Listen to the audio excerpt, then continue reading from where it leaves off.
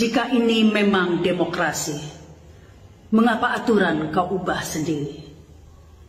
Jika memang ini untuk kepentingan negeri, mengapa harus politik dinasti sampai-sampai memperkosa Mahkamah Konstitusi? Jangan lupa diri, karena Fir'aun pun bisa tenggelam dan mati. Kalau selama ini rakyat seperti banyak berdiam diri, itu bukan berarti kau bisa seenaknya sendiri.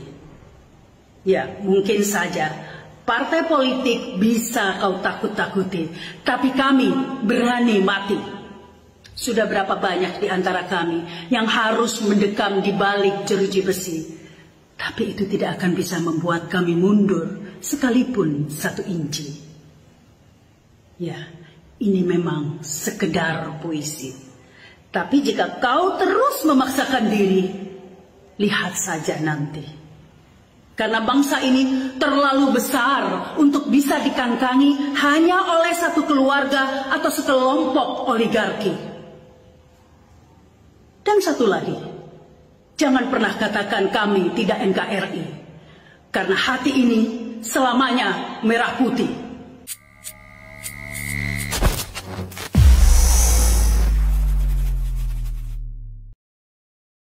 Bismillahirrahmanirrahim. Assalamualaikum warahmatullahi wabarakatuh. Waalaikumsalam warahmatullahi wabarakatuh. Alhamdulillah, di samping saya sudah ada Pak Rizal Fadilah yang 2 hari lalu dari Jakarta, Pak Rizal ya, menghadiri sidang tentang ijazah palsunya Jokowi. Iya, nah, ini kita akan membahas dua topik tentang hakim yang kabur dari ruang sidang. Mungkin ini kejadian yang sangat langka. Kita perlu tahu juga itu bagaimana kejadian yang sebenarnya. Yang kedua tentang itu kan tanggal 6 Pak Rizal ya. Yang tanggal 7-nya ada keputusan MK yang sudah diduga sebagian besar rakyat bahwa ini akan dagelan lagi. Tapi nggak tahu nih eksesnya akan seperti apa. Apakah Gibran akan menjadi musuh rakyat karena berhasil mempertahankan dirinya sebagai cawapres, tapi dengan jalan melalui banyak orang-orang bilang ini pelecehan hukum, memasukkan kalau istilahnya Pak Yusril itu ya memasukkan apalah gitu ya. Nah, ini menjadi menarik ketika kita melihat konstelasi politik juga menjadi semakin panas. Nah, kita baiknya mungkin bahas Gibran dulu ya Pak Rizal ya. Ini ada tulisan terbaru dari Pak Rizal tentang Gibran, dan apakah Gibran ini kurang lebih apakah akan menjadi musuh rakyat? Gimana ini Pak Rizal kira-kira? Ya, saya kira musuh rakyat tuh bukan hanya bersifat pribadi. Oh, Gibran, bukan pribadi maksudnya. Oke. Apakah dia sebagai seorang figur, bukan. Tapi memang dia adalah bagian dari yang dalam kategori terlarang, itu nepotisme. Oh, gitu. Kenapa kita sebut terlarang?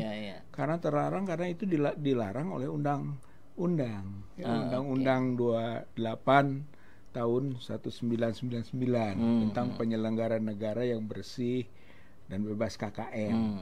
Pasal 22-nya menyebut kan bahwa nepotisme itu adalah perbuatan pidana.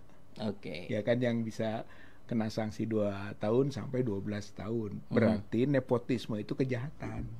Gitu. Karena itu masuk juga dalam paket KKN itu ya, korupsi, KKN, kolusi, nepotisme. Nah, itu Kang Epul. Jadi karena nepotisme juga disebut sebagai suatu kejahatan, maka mereka yang menjadi pelakunya, penyertanya, penyuruhnya, itu adalah penjahat. Dan penjahat itu musuh rakyat. Iya. Begitu Pak. Ini ya tuh kronologis Gibran musuh rakyat itu. Musuh rakyat itu ya, ketika dia menjadi bagian dari nepotisme. Ini yang menarik ketika Anwar Usman dipecat dari hakim dari ketua MK dan menjadi hakim konstitusi biasa gitu. Nah, tapi di sisi lain putusan MK itu tidak bisa dianulir karena bukan kewenangan MK. Nah, artinya secara logika masyarakat awam, Pak Rizal, kami menangkap bahwa itu sudah berarti sudah konstitusional. Syarat itu diubah, itu direvisi sehingga Gibran bisa masuk, itu berlaku konstitusional, sesuai konstitusi yang direvisi. Tapi di sisi lain ada pasal-pasal tadi yang Pak Rizal sampaikan bahwa nepotisme itu pidana apa segala macam. Nah ini gimana nih, apa nggak tubrukan atau gimana? Ya sebenarnya putusan MK ini juga kontroversial. Gitu ya, kontroversinya itu yaitu di satu sisi MK menyatakan tidak bisa masuk ke ruang atau ranah putusan MK. Mungkin bolehlah dia menilai begitu kan. Tapi di sisi lain juga MK itu telah melakukan penilaian bahwa pasal 17 ya, ayat 6 dan 7 itu tidak berlaku untuk hakim MK. Bagaimana dia melakukan penafsiran undang-undang, padahal di satu sisi dia hanya membatasi di ruang etik, gitu kan. MK itu membahas soal etik, gitu. Tapi kok dia sudah menafsirkan jauh ke dalam sampai undang-undang juga ditafsirkan bahwa pasal itu maksudnya nggak boleh, Pak? Ya nggak bisa. Jadi kenapa dia menyatakan tidak berlaku ayat 67 pasal 17 Undang-Undang Kekuasaan Kehakiman, padahal di situ itu antara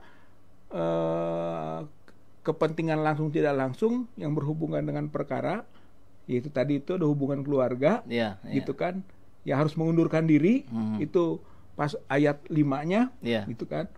Ayat 5-nya boleh diterima, tapi begitu dia menyebut ayat 6 tidak berlaku, itu berlebihan itu.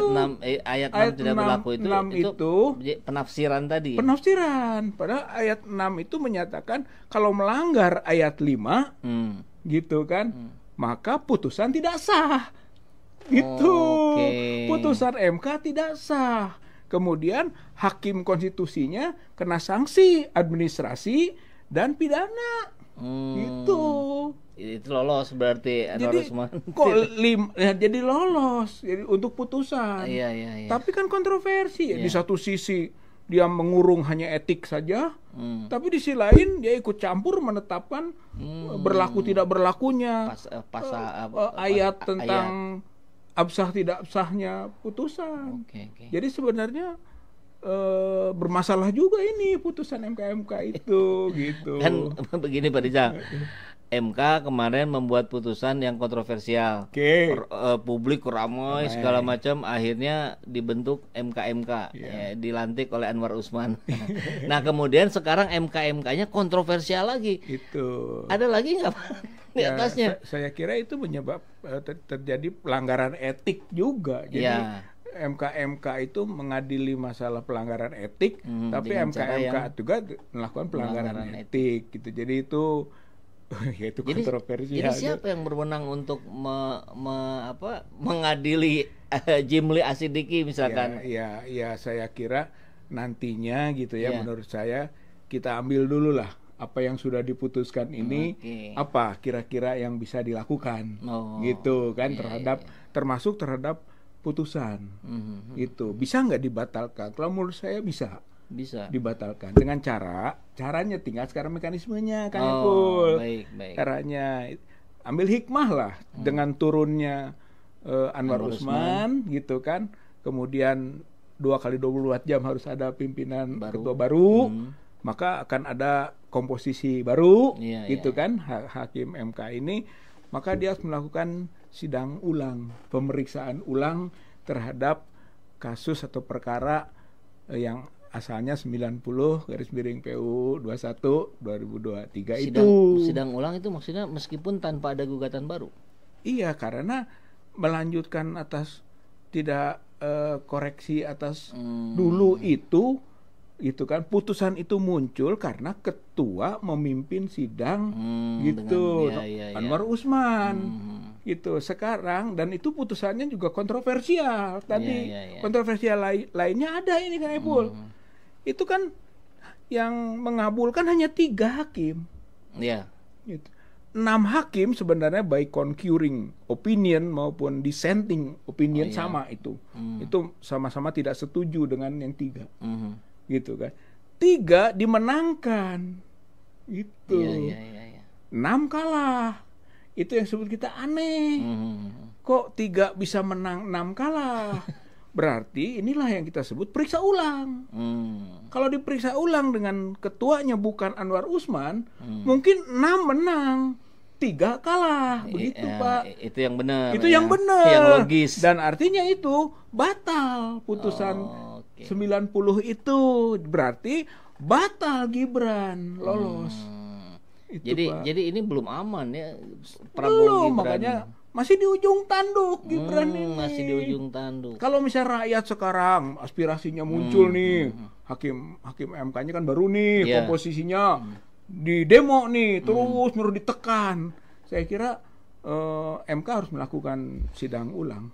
Walaupun saya dengar juga kemarin katanya Denny Indrayana juga mau mengajukan gugatan baru katanya. Iya, boleh. Itu mungkin juga itu celah juga yang dilakukan. Saya kira kan banyak nanti celah-celah lain atas putusan kontroversial. Jadi kata kuncinya di situ Kang Epul. Setiap putusan kontroversial membuka celah gitu kan, baik hukum maupun politik. Itu terhadap upaya mengoreksi. Ya kita tahu ini banyak orang menanti-nanti kemarin mendengarkan hasil putusan MK yang muncul di sekitar jam 4 sore. Tapi yang kita dengar masa yang ada itu justru yang mendukung pencapresan Gibran. Ya settingnya begitu. Jadi yang pro untuk pembatalan tuh saya nggak dengar beritanya gitu. Ada masa yang berdemo segala macam. Ya entah kenapa tuh ya. Tapi ya sayang sekali. Padahal opini publik yang besar itu ya tolak politik dinasti kan. Iya, yang saya tahu ada tapi kecil. Kan saya kebetulan masih ada di sana. Masih di Jakarta kemarin itu. Iya. Gitu kan. Karena ikut juga di deklarasi kembali ke Undang-Undang 45 asli. Itu di Gedung Juang. Nah, sore. Itu bukannya nanti hari Jumat? 2 kali. 2 kali. Satu yang ke MPR, satu deklarasi. Kalau yang Jumat nanti? Itu juga ada.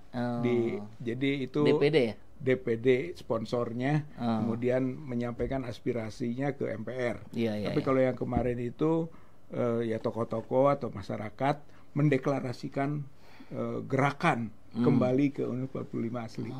Itu nah kebetulan beberapa orang ikut aksi di sana. Ada tapi tidak besar. Ya itu muncul aksi tandingan itu tadi. Wah, ini kok ada biasanya jarang itu kan yang aksi pro. Yang biasanya aksi itu tolak.